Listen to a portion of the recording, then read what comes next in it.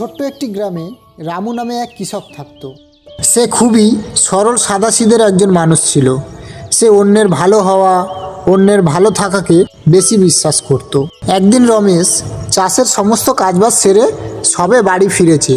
তখনই তার স্ত্রী রিনা তাকে বলে উঠল, আমি তোমার অপেক্ষা করছি অনেকক্ষণ ধরে, তুমি চলে এসেছো, খুব ভালো হয়েছে। কেন, কি হয়েছে? দেখো না, আমাদের মেয়ে রাধা সেই সকাল থেকে কিচ্ছু খাওয়া দাওয়া করেনি, কারোর সাথে কোনো কথা বলেনি, চুপচাপ বিছানায় কীরকম মনমরা হয়ে শুয়ে আছে। রমেশ বলল, আচ্ছা ঠিক আছে, আমি দেখছি কি হয়েছে। এই বলে রমেশ গুটি গুটি পায়ে তার মেয়ের ঘরের দিকে চলে গেল। গিয়ে দেখছে তার 12 বছরের মেয়ে রাধা বিছানায় চুপচাপ শুয়ে আছে। এটা দেখে তার খুব কষ্ট হলো। তখন রমেশ বলল, কি হয়েছে মা রাধা? তোমার মা বলল তুমি সকাল থেকে কিচ্ছু খাওয়া দাওয়া করোনি, চুপচাপ বিছানায় শুয়ে আছো। এরকম করলে তোমার শরীর তো আরও অসুস্থ হয়ে পড়বে, আরও ক্লান্ত হয়ে যাবে তুমি। তখন রাধা বলল, বাবা, আমার এখন খিদে পাচ্ছে না, আর আমার গা হাত পা খুব ব্যথা ও যন্ত্রণা করছি। এই কথা শুনে রমেশের চোখ থেকে জল বেরিয়ে এলো। অনেক দিন ধরেই তার মেয়ে রাধার শরীর খুব অসুস্থ। তার চোখে জল মুছতে মুছতে রমেশ বলল, চিন্তা করিস না মা রাধা, খুব তাড়াতাড়ি তুই সম্পূর্ণ সুস্থ হয়ে উঠবি। এই বলে রমেশ সেখান থেকে চলে গেল। গিয়ে তার স্ত্রীর কাছে গিয়ে দাঁড়ালো। তখন রিনা বলছে, তোমার মেয়েকে আর আমাকে এরকম মিথ্যে কথা বলে আর কতদিন রাখবে? আমার মেয়ের এমন কী রোগ হলো যে সারার কথা মনেই করছে না? তখন রমেশ বলল, তুমি চিন্তা করো না রিনা, আমি রাধার জন্য অক্লান্ত পরিশ্রম করে চলেছি।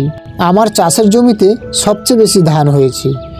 কালকের ধান কেটে সেই ধান ঝাড়িয়ে বাজারে অনেক টাকা দামে বিক্রি করব। আর তারপর আমার মেয়ে রাধাকে খুব ভালো একটি বৈদ্য দেখিয়ে সুস্থ করে তুলব। রিনা বলছে, আমার মেয়ে সুস্থ হয়ে যাবে তো? রমেশ বলল, রিনা, আমি সবসময় অন্যের ভালোর কথাই ভাবি। আর ছোট থেকে আমি একটা কথাই শুনে এসেছি যে ভালো কাজ করলে ভালো ফল পাওয়া যায়। আর আমার বিশ্বাস আমার মেয়ে রাধারও কিচ্ছু হবে না। এই বলে রমেশ ঘর থেকে বাইরে চলে গেল। যেতে যেতে তার মেয়ের কথাই ভাবছিল। ভাবতে ভাবতে হঠাৎ একটি কুঁড়ে ঘরের সামনে এসে দাঁড়িয়ে পড়ল। ওই কুঁড়ে ঘরে ওই গ্রামের সবচেয়ে বড় বৈদ্য থাকে। ওই বৈদ্য রমেশের মুখের দিকে তাকিয়ে রমেশকে বলল, কি হয়েছে তোমার? তুমি এত চিন্তিত কেন? তখন রমেশ বলল, সকাল থেকে আমার মেয়ে কিচ্ছু খায়নি, কারোর সাথে কোনো কথা বলেনি, চুপচাপ বিছানায় শুয়ে আছে। এমনকি আমার স্ত্রী রিনাও আমাকে আজকে জিজ্ঞাসা করছিল যে আমাদের মেয়ের এমন কী রোগ হয়েছে যা মোটে ঠিক হচ্ছে না।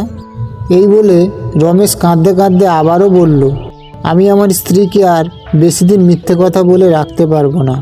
এই কথা শুনে সেই বৈদ্য খুব গভীরভাবে চিন্তা করতে থাকলো, আর রমেশের মুখের দিকে তাকিয়ে তার চিন্তার ভাবটাকে অনুভব করছিল। বৈদ্য বলল, দেখো রমেশ, আমি তোমাকে এর আগেও বলেছি যে তোমার মেয়ের একটা অদ্ভুত রোগ হয়েছে যার ইলাজ করা সম্ভব নয়। কিন্তু আমি তোমাকে এটা বলতে পারি না যে তুমি অন্য কোনো ভালো বৈদ্যর কাছে ইলাজ করাতে যাবে না। শিমুল রাজ্যে খুব ভালো এবং খুব বড় একজন বৈদ্য থাকে।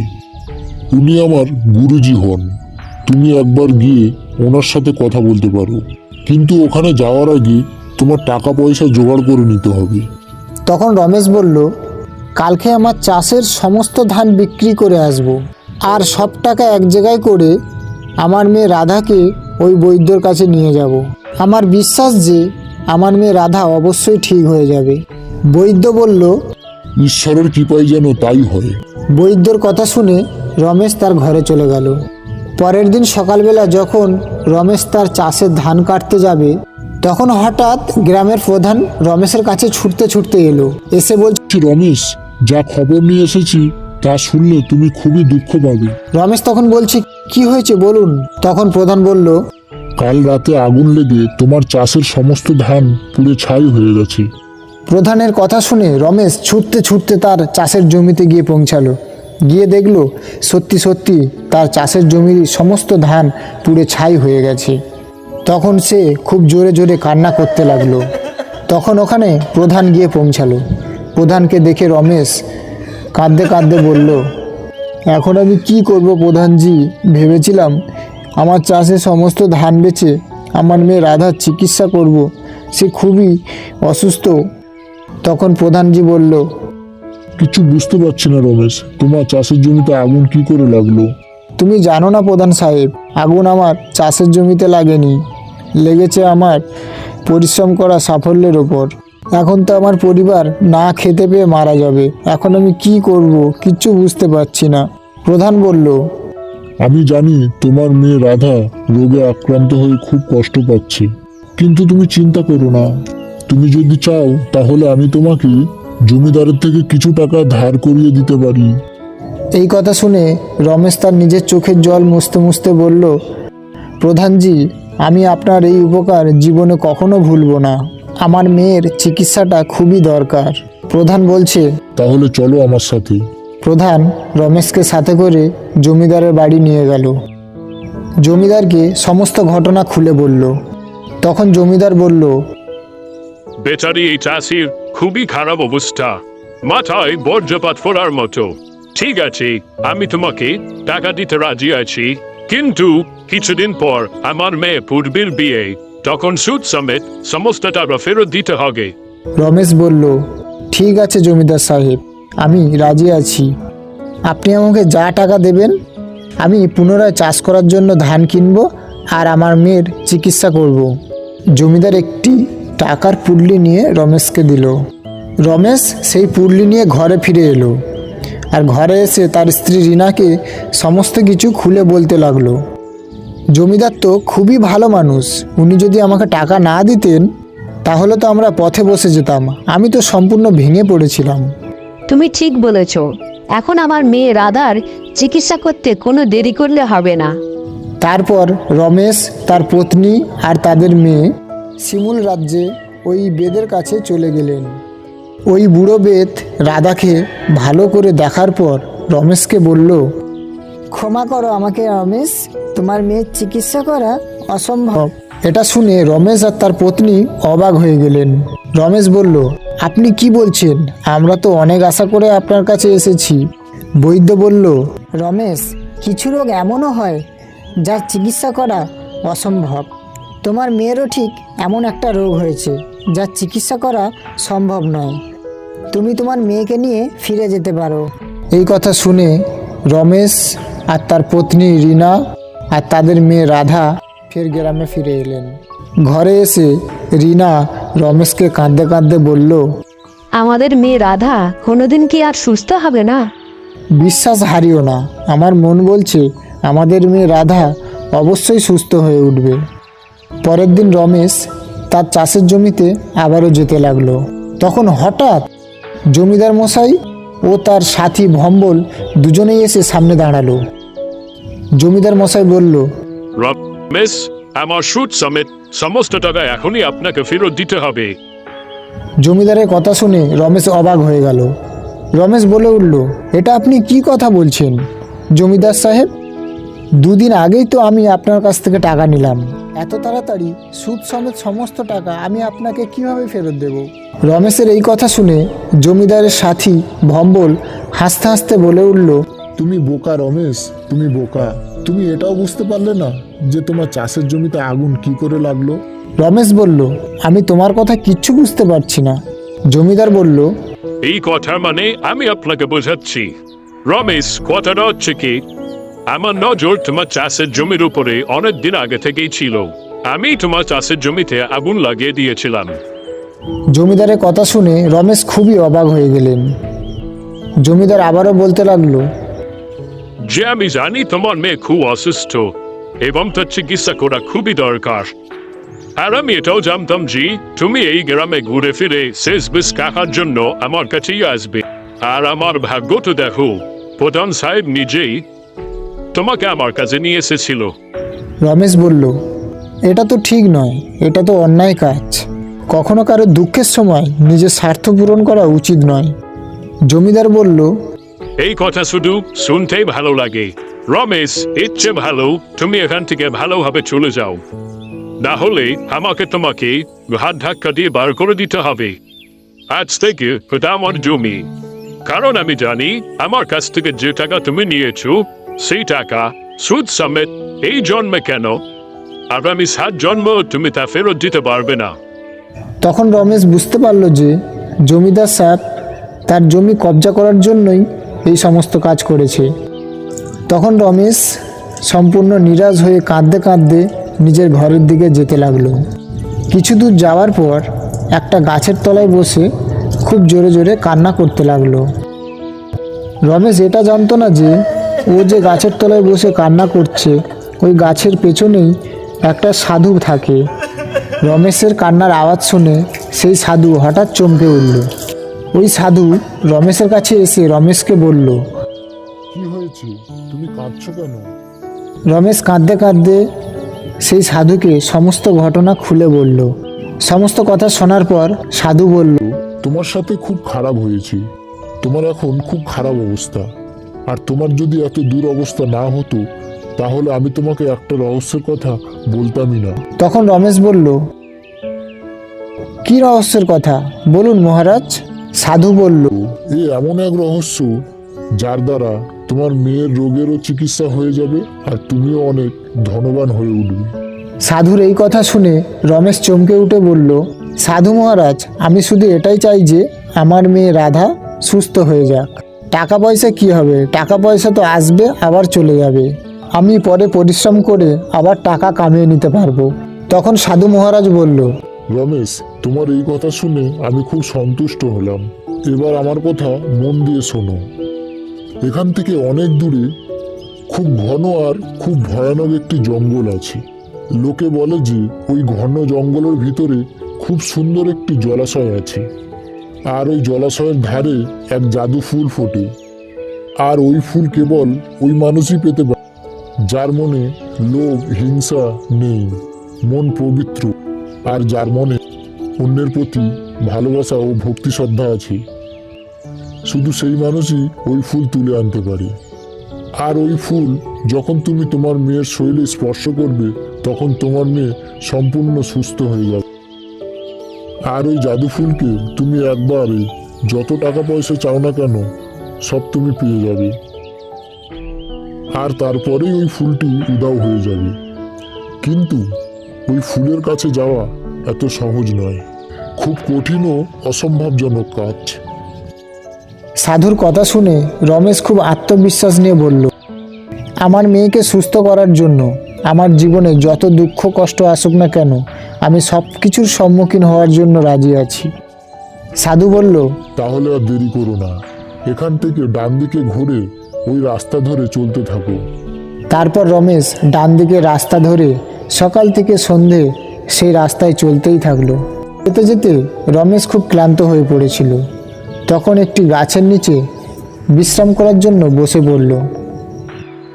বিশ্রাম করতে করতে রমেশ দেখল খুব সুন্দর একটি হরিণ ছুটতে ছুটতে তার থেকে খানিকটা দূরে এসে দাঁড়ালো।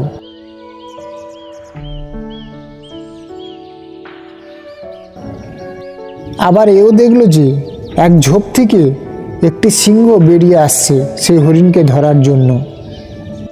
হরিণ সেই সিংহকে দেখে খুব ভয় পেয়ে গেল। আর রমেশ তা দাঁড়িয়ে দাঁড়িয়ে সব দৃশ্যটা দেখছিল। হরিণ সবে পালাতে যাবে তখনই সিংহ মানুষের স্বরে বলল, তুমি পালিও না, তুমি আমার থেকে বেশি জোরে দৌড়াতে পারবে না।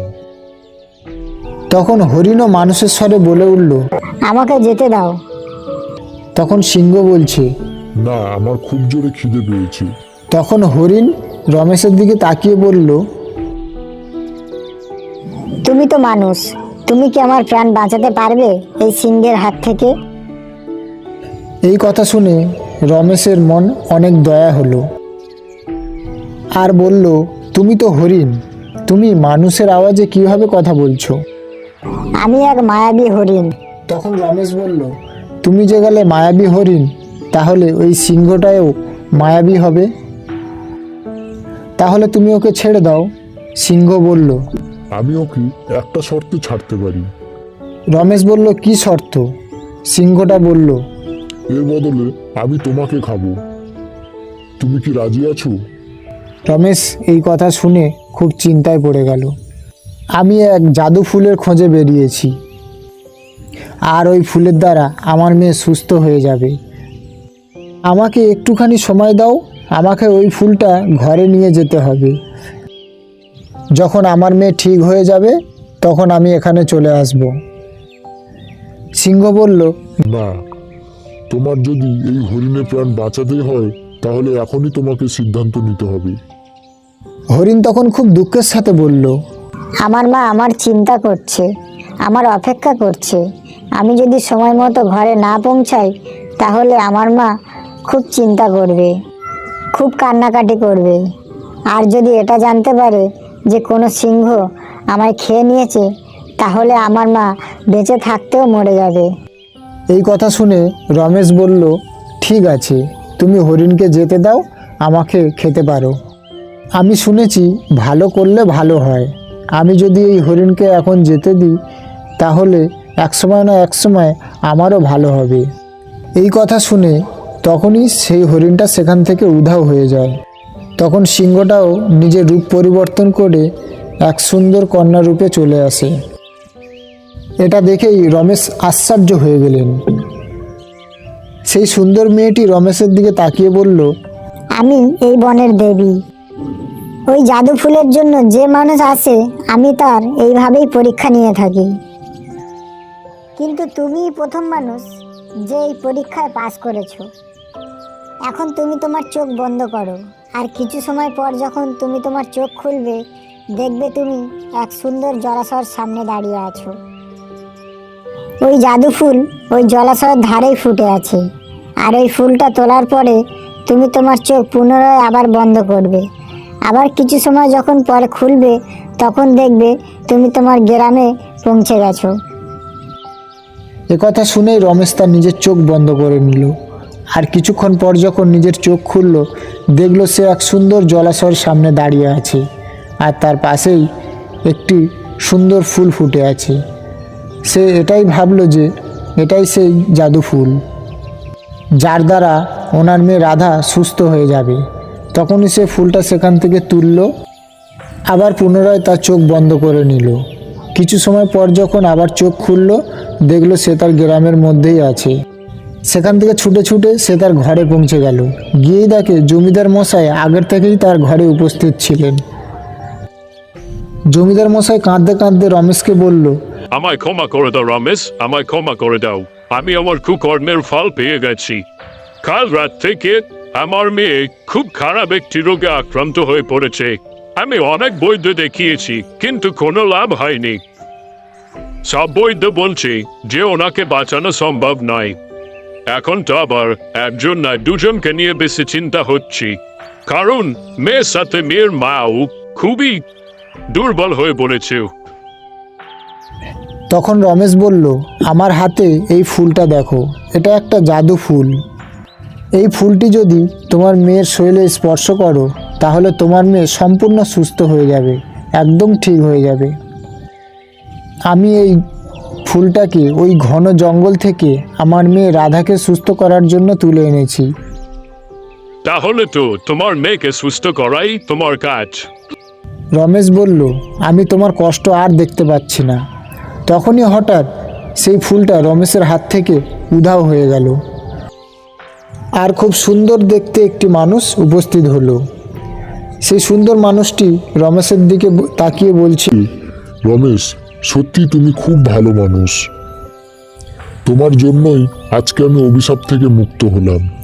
তুমি ওই সুন্দর জলাশয়ের পাশ থেকে যে ফুলটি তুলে এনেছো, আমি ওই জলাশয়ের মায়াবী রাক্ষস ছিলাম। আমি একদিন এক সাধু ধ্যান ভঙ্গ করে দিয়েছিলাম। সেই সাধু ক্রোধিত হয়ে আমায় অভিশাপ দিয়েছিল, আর আমি ওই জাদু ফুলে পরিবর্তন হয়ে গেছিলাম। কিন্তু কিছুদিন পর ওই সাধুর মনে দয়া হলো। সাধু বলেছিল, যখন কোনো মানুষ শুদ্ধ ও পবিত্র লোভ, লালসা, হিংসা এসব ত্যাগ করে যখন ওই ফুল তুলবে তখনই তুমি এই অভিশাপ থেকে মুক্ত হবে। আর তুমি সেই মানুষ যে আমাকে অভিশাপ থেকে মুক্ত করেছো। এখন বলো তুমি কি চাও? প্রথমে তো আমি চেয়েছিলাম যে আমার মেয়ে সুস্থ হয়ে যাক, কিন্তু আমি এখন চাই যে জমিদার মশাইয়ের মেয়েও সুস্থ হয়ে যাক। তখন সেই সুন্দর মানুষটি বলল, তুমি এর থেকে আরো অনেক বেশি কিছু চাইতে পারো। আর আমি শুধু এটাই চাই যে আমি জীবনভর সুস্থ থাকি, কারণ জীবনের সবচেয়ে মূল্যবান জিনিসই হলো শরীরের সুস্থতা। সুন্দর মানুষটি বলল, ঠিক আছে রমেশ, তুমি যা চাও তাই হবে। এই বলে সেই সুন্দর মানুষটি সেখান থেকে উধাও হয়ে গেল। জমিদার মশাই রমেশকে বলছে, আমায় ক্ষমা করে দাও রমেশ, আমি তোমার সাথে কত না খারাপ কাজ করেছি। এরপরও তুমি আমাকে সাহায্য করলে। আমি তোমাকে তোমার চাষের জমি ফিরিয়ে দিচ্ছি, আর তোমাকে দেওয়া টাকাও আমি আর ফেরত নেব না। এটা বলেই জমিদার সেখান থেকে চলে গেল। গিয়ে দেখছে ওনার মেয়ে সুস্থ হয়ে গেছে। কিছুদিন পর রমেশের কাছে সেই সাধু আবার এসে বলল, আমি তোমাকে প্রথম দেখেই বুঝতে পেরে গিয়েছিলাম তুমি সেই মানুষ যার দ্বারা ওই রাক্ষসের মুক্তি হবে, অভিশাপ থেকে মুক্ত হবে। সে তার এই কথা শুনে রমেশ হাসতে লাগলো, আর সাধুও হাসতে হাসতে চলে গেল।